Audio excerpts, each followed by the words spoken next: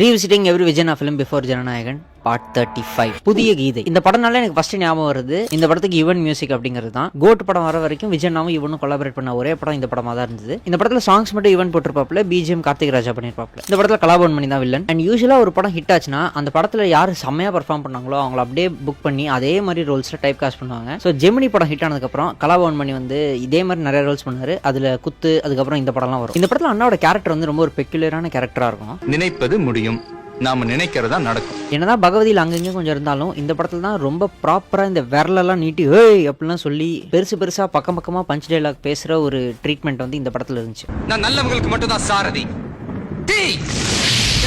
சாரதி. இந்த படத்துக்கு இனிஷியலி வச்சிருந்த டைட்டில் சாரதியாமா. இந்த படத்துல என்னோட ஃபேவரட் சாங் லாரன்ஸ் மாஸ்டர் கோரியோகிராஃபில அண்ணாமலை தம்பி இங்கு ஆட வந்தேன்டா.